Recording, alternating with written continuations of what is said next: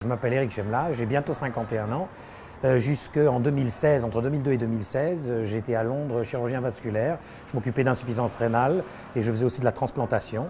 J'étais aussi professeur de chirurgie et depuis le mois de septembre 2016, j'ai démissionné de tout ça depuis l'âge de 50 ans et donc j'ai ouvert une crêperie, des gaufres, des milkshakes, des glaces, des gâteaux dans le centre-ville de Wimbledon à Londres. Moi, mon métier, c'était surtout de rendre service aux patients le plus possible. C'est-à-dire que ma semaine était organisée pour qu'à la fin de celle-ci, lorsque j'avais mes périodes au bloc opératoire, je puisse opérer les 6-7 malades que j'avais prévu de faire dans cette semaine. Et au fur et à mesure que ma vie avançait, que les années passaient, ça devenait une lutte, mais une lutte terrible contre le système. Parce que le système s'opposait à ça, pour des raisons diverses et variées. Pas assez d'argent, pas assez de personnel, pas assez de ressources, moins de blocs opératoires disponibles, trop de malades qui viennent, trop d'urgences, etc., etc. Et à la fin, je me voyais, je comptais les semaines, les mois avant la retraite et je me suis dit non, je ne peux pas continuer comme ça, j'ai que 50 ans, je veux faire le mieux possible pour la médecine, mais puisque je n'y arrive pas, je vais changer de vie complètement.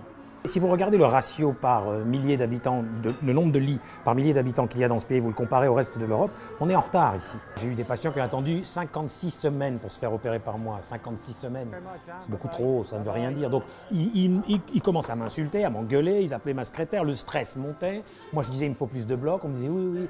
Après quand j'arrivais enfin à programmer des patients, on me téléphonait à 10 h du soir pour me dire il n'y a pas de lit. Alors, il n'y a pas de lit, on ne peut pas faire rentrer vos malades. C'était pas serein pour nous, quoi. C'était pas possible. On ne peut pas travailler dans une ambiance comme celle-là.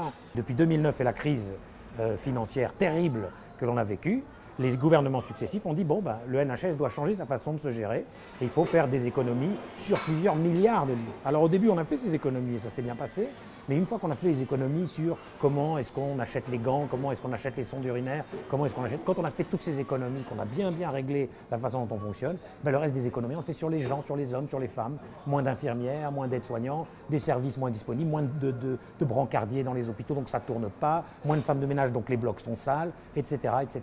Et quand on en vient aux humains et qu'on réduit les humains, c'est plus possible. J'avais l'impression d'être un pompier, moi. Tout le temps d'aller éteindre un feu. Toute la journée, je passais, j'éteins le feu là, j'éteins le feu là. Des fois, je me voyais dans une glace, j'avais l'impression d'être celui qui est tout le temps en colère et qui crie contre tout le monde. Moi, je ne vais pas vivre toute ma vie comme ça, hein. Ça ne pouvait pas durer. Donc, j'allais pas changer le système tout seul.